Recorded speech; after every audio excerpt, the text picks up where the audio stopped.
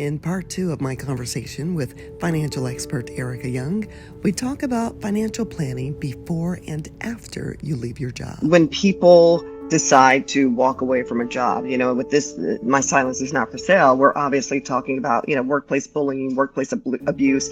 And sometimes people will continue to work and navigate through those environments because they love their job and they simply don't want to leave. And they're hoping that, and possibly, I'm sure, praying that it will change. Yeah. But say it doesn't change, and that person is at the end of their ropes. And I don't know who I would be talking about, but that person is at the end of their ropes and they say, you know what, I got to walk out.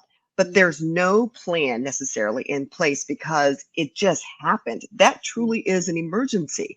And I wonder, I'm sure there are a lot of people who I talk to now who are saying, I can't leave my job. I have to stay, but my health is suffering. My physical health is suffering. My mental health is suffering. My family is suffering, and they have to stay because they have to make money. That's their only source of income, whether you're married or single, whatever the case may be, that's your livelihood. And so Sure. our livelihood is tied to our emotional connection to our jobs, and whether or not you stay, it's based on the bag every 2 weeks. Yeah, absolutely. Yeah, I think that's the challenge that we have right now. And this is a real reason for people to get their finances in order so that they actually free up Mhm. some options for themselves.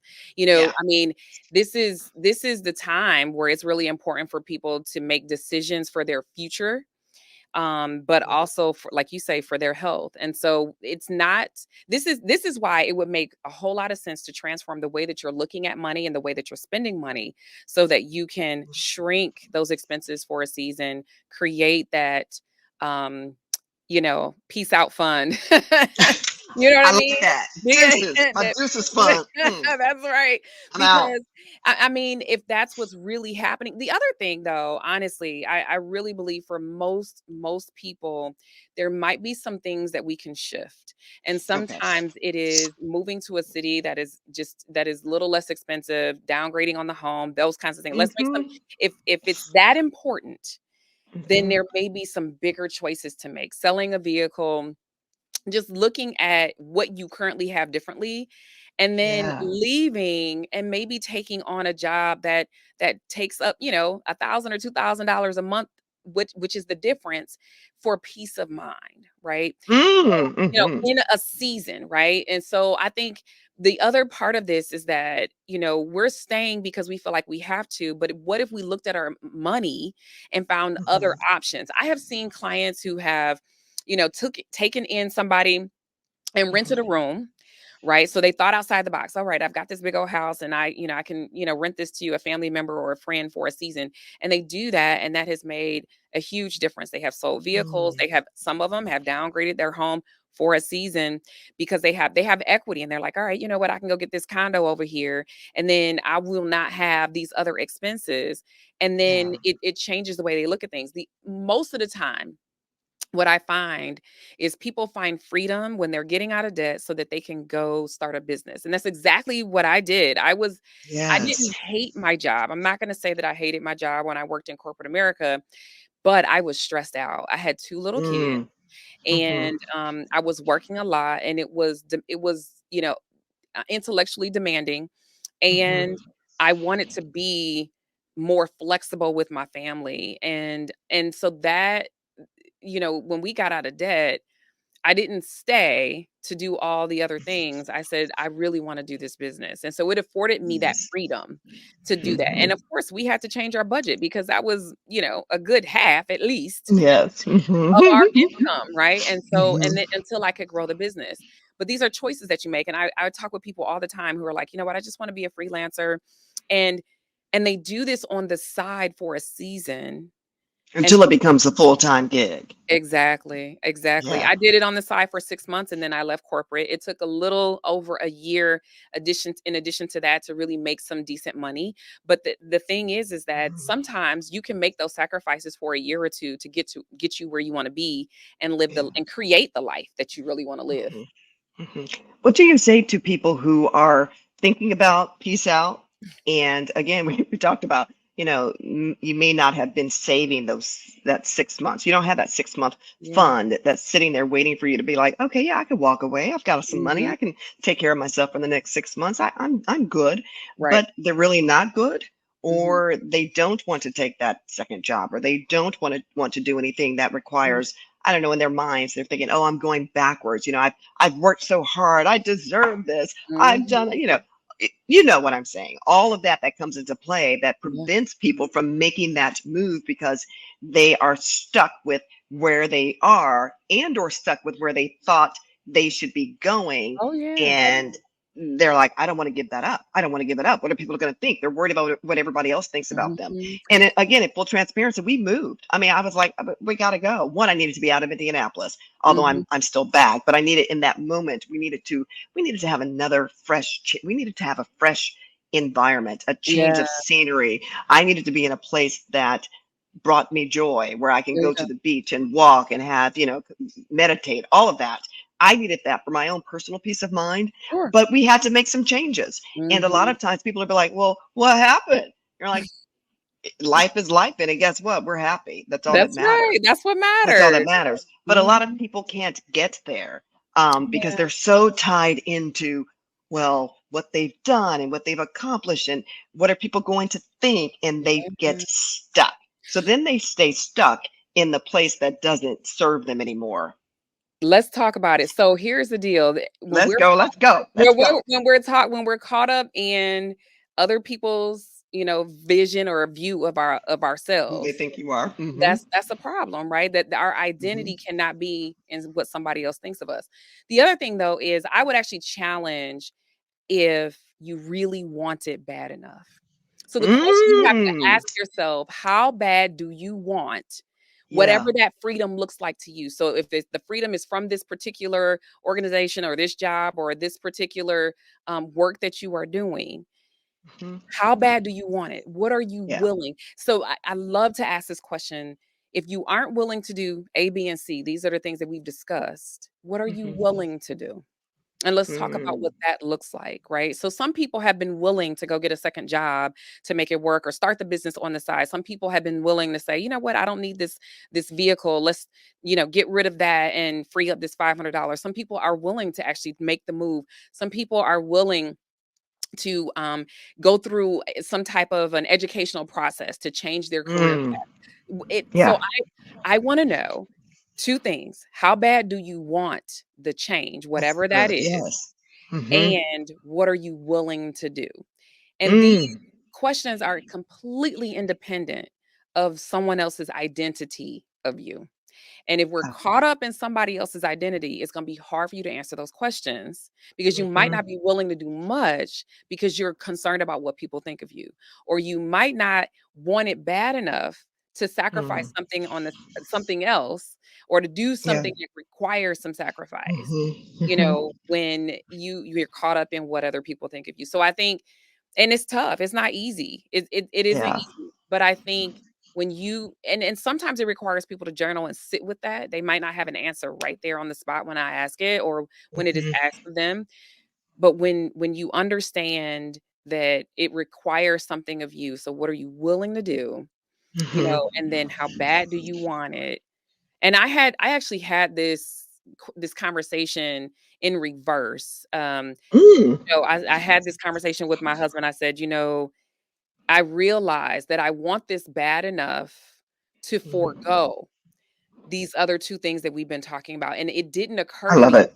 Literally, we've been talking about this one thing for, like, several weeks, if not months, Mhm. and Can you tell us what it is? I'm just curious. it's a vacation. Oh, okay. It's a vacation, Mhm. and it is the biggest vacation we will have taken, and we were looking at some of these other goals, and I was like, "You know what? I don't need that, and I don't need Mm. this, and we can push that off into a different year if because this one is actually time sensitive."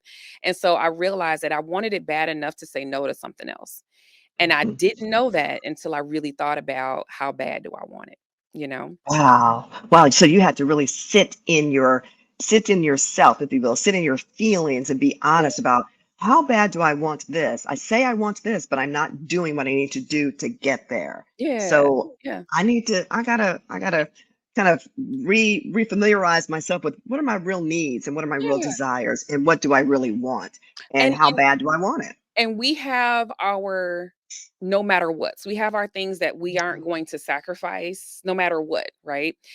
And this won't impede that, but it does potentially change some of the other goals that just need to be pushed out.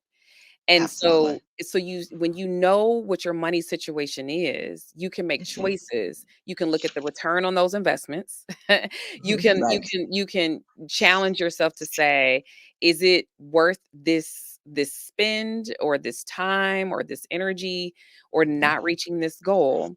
And am I okay with that? Even if Yes. we said we were going to do something, it is It's okay. okay to change your mind. It's okay to change your mind. We have that freedom Yes. and autonomy over ourselves, and I think Woo. that is what I had to realize because I said, "Oh, I'm gonna go do this in 2024." Mhm. And then I realized, wow, that might not be as important as this other thing right I now for love our that. family. And we have to be able to give ourselves grace, extend Yeah. ourselves grace, and say, it's okay to make a change. It's Mhm. okay to have a different idea of, like you said, this was Yeah. important to me in 2023. And now I realize maybe not so much. Right. And it's okay. It's just okay. What would you say for someone who, is in a workplace situation and they decided that they have to go, that's it for them, literally, or as some kids say, literally, without being pronouncing it right. But literally, it's time for me to walk, not, peace Mhm. out, deuces, I gotta go. Like this Right. is just not and again, they haven't planned, but they have 401k money or they have savings. Mhm. Is it ever good to use that? What if they don't have a choice? What do you say Yeah. to that? Yeah. Well, honestly, the very first thing when income loss happens suddenly, Hmm. one of the things that I say to people is go to your creditors, your mortgage company, your auto lender, go to these places and have conversations and say, "Hey, I lost my job. I'm not working anymore, and I want to make sure y'all get paid." And they can modify these loans and the terms on those. So sometimes the biggest expenses when your back is against the wall and the income isn't there. Now I wouldn't do this isn't something that I'm recommending if you still have income in and you're just trying to get ahead and do all these little Yeah, shifty things. because don't they check that? Won't they check They that? can, Or I they don't. I don't can, know. they Yeah. can. Okay. Yep, they So you can. want to be honest. Absolutely, absolutely, Yeah. but you could tack on payments to the end of your mortgage, so you could get some Mm-hmm. reprieve, you know what I mean? And I'm not even speaking of a modification per se on the mortgage, but these are things that they can do to add on to just add on, 3 to 6 I mean, months, 3 or 9 4 months. months. Yeah. Mhm. In order to give you a Hmm. little bit of leeway so that you don't have to draw down on your, savings that you potentially have, or you don't have to, utilize credit in order to Hmm. float until you get to that next thing. So I think there are ways, but you wanna work with any creditors that you have. The basic Hmm. necessities always need to get taken care of. We always gotta have food, Yeah. on the table. You always need to have some Hmm. gas in the car and lights on and that kinda thing. And a lot of times, you're gonna have to, make arrangements on some of those other bills and things. So when push comes to shove, if there's just nothing else, that you can do in order to preserve that Yeah. emergency fund, or if you do not have it, there are ways as long as you talk to your creditors. Should people ever take out a loan, a personal loan, or maybe dip into maybe the equity in their home if they own a home or condo? If push comes to shove, I would say that the home is last. It's interesting whether or not people would actually be approved for a loan if they do not have the income. Like, if you don't have a But monthly what if, yeah, pay stub. and you certainly don't want to do that if you know you're going to be leaving, That's right? right, right? Because Yes. then you're adding a whole new bill there, right? Hmm. So Hmm. that's the challenge, but a lot of times people aren't as forward thinking Yeah. as that. And so I would even say, so there are times I would say tap into the equity in your home last. You don't want Okay. to risk what's over your head. Hmm. Prior to that, if you needed to tap into your 401k money, sometimes, you can take a loan or you can do a hardship withdrawal from it. Hmm. Hmm. Um, I don't necessarily love that either, but when your back is against the wall, that's what you do. Against the wall. Hmm. Mhm, you know? But first, if you have savings or if you have, ways to maneuver with those creditors, that would be absolutely the first thing I would do. That's really good. I don't think a lot of people know that they can do that. That's a really, Yeah, really good tip for that. Thank you for that. yeah. What about for folks who are, when you think about COVID, the pandemic taught us a lot. One is that you don't necessarily, depending on your profession and the industry that you work in, that it's okay to work from home. We can still communicate via, technology, via Zoom or StreamYard or whatever, without having to actually be sitting in this office with Katie and, Rashida. Yeah. I just threw some notes. I don't know who they are. I don't have any friends named Katie or Rashida, but you can do that. But what about the fact that, COVID, if anything it taught us, is that we find ways to communicate without having to be in the office with one another. Mhm. And yet, a lot of people also realized that if they were in an industry that required them to go back to the office, they were like, I don't want to go back. They just didn't want to go Mhm. back. Many times because of the work environment, they realized that when they were working remotely, even though they might still have some of the microaggressions, maybe some of that kind of bullying, if you will, over technology Yeah. or just maybe in someone's tone, they still felt more at peace, if you will, at Yeah. home, and Sure. they could really be their authentic selves.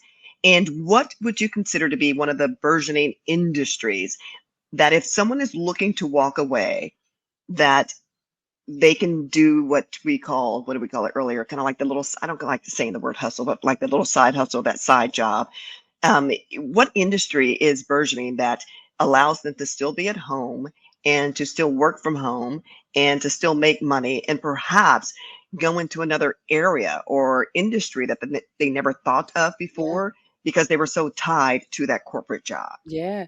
Cyber anything.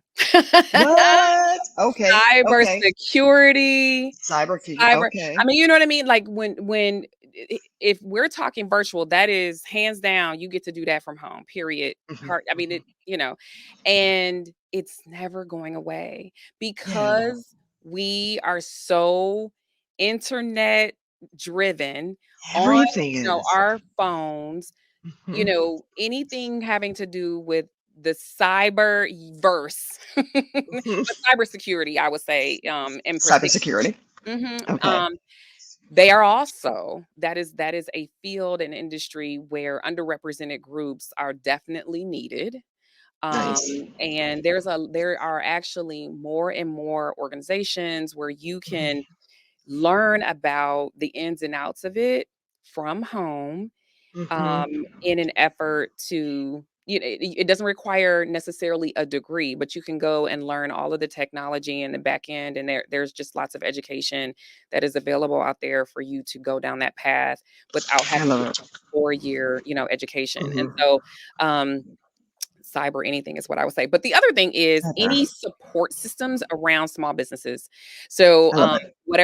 however that shows up for people. So when we're talking about creativity and marketing, that's also, small businesses love this. Um, you know, business management, Mhm. virtual assistants, just helping the small business win.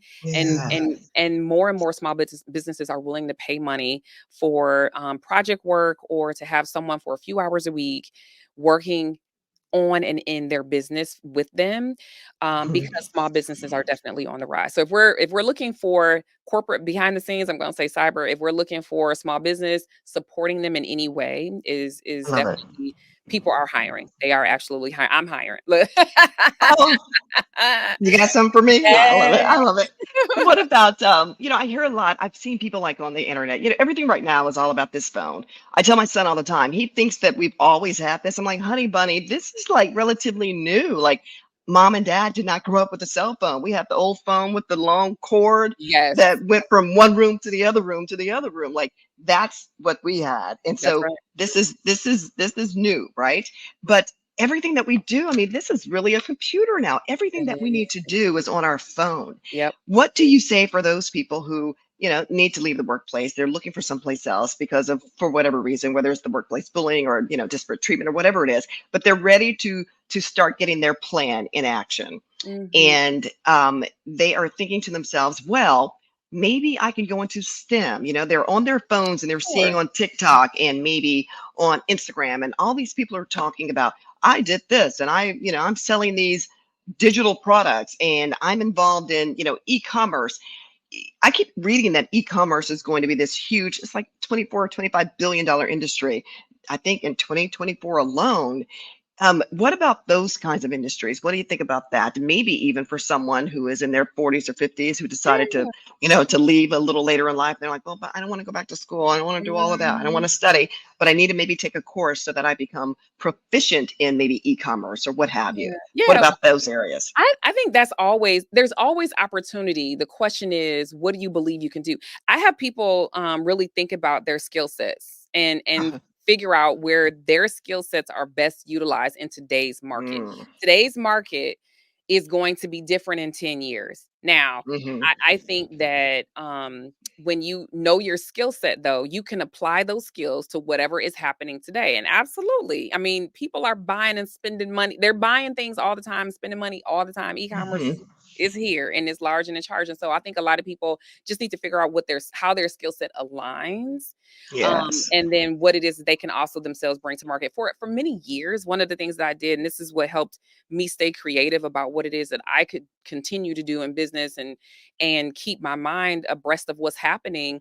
It's just hmm I was just watching Shark Tank like all the time. I love that show. Isn't I it amazing? I It is even watched the awesome. reruns. Yeah, So it's good. Yes. awesome. And so hmm but it gets your wheels turning about hmm possibilities and what you could potentially do and and I think being just continuing to keep your mind in that space will really be helpful. The other thing that I hmm tell people to do is mentor under folks that you admire or that you think you would Yes. love to do work similar to them. Mhm. Either I don't like saying you wanna volunteer, but I would look at your skill set and see if there's a way that what you can do is in alignment with what it is that they're up to and offer something to Mhm. them in terms of, just exchange for money, and learn from a guru. And if Yeah. you can do that, then you will find your place. So many people have started their businesses Mm. by doing that. Yeah, and I've heard people say too, I've always had a dream. I've always wanted to do Right. X, Y, or Mhm, Z. And, they have this passion, but they never followed through with it. mhm. And now they have this new time, this free time, because they're no longer at that other place of employment. And Right. they're looking at ways to become now more creative and still make money at the same time. That's And right. I'm learning that people are going, okay, let me, that's my passion.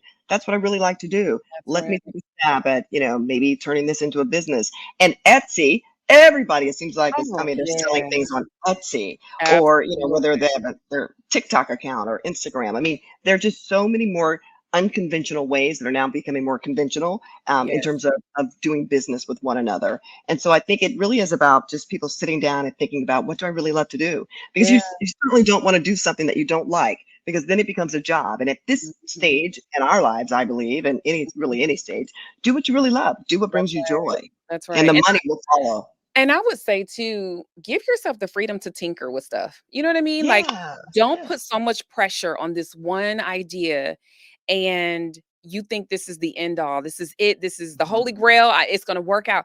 I mean, give Mhm. yourself the freedom to tinker. I'm having conversations with someone about this business idea. I don't know where it's going to go, but I'm excited to have the conversation because Yeah. that's possibility. And so Yes. even if it goes nowhere, I have tinkered with this idea and Mhm. you never know what's going to come from that. So if it goes somewhere fantastic, I'm so glad I tinkered with it. You know what I mean? And so Right, right, right. don't put so much emphasis on this one thing has to work. Maybe there's Mhm. multiple iterations of this next phase in life when I people love are it. at that phase. So just give yourself the grace and the freedom and the openness Mhm. to explore. Mhm. I love it. Is there anything that you're working on? Not that you have to tell us all your business, but like what are your 5-year goals? There's some people who say, "Well, you already got it. You're doing this, you're doing that." Like certainly, do you still have goals? Do you still make plans about 5 years, 10 years, 15 years from now? This is where we want to be. Yeah, absolutely. Well, I'll talk about business stuff. Okay. One in particular is I know I have another book or 2 or 3 in me, and so that is Mm, definitely on my short list. One of those will definitely be written this year, and so that's mhm. exciting. Great. Business wise, the last 2 years I have been restructuring business and doing financial wellness in the workplace. Yes. And so my 5-year plan is to work with more companies to help bring this as an employee benefit into that workplace. People Yes. don't realize that turnover occurs a lot, because they're looking for more money because they haven't Mm, managed their money well. And so if you give them the tools to do that through the workplace, then you might be able to retain top talent. And so that is a benefit that I'm that's offering great. to companies to come in and create financial wellness programs that work specifically for their organization, their teams. That's And great. that is what I'm looking to grow over the next 5 years. Oh, congratulations. So excited for you. And I'm so excited to be connected to you, to know you, to support you and your other half. I won't call me your better half, but your other half, your That's right. husband.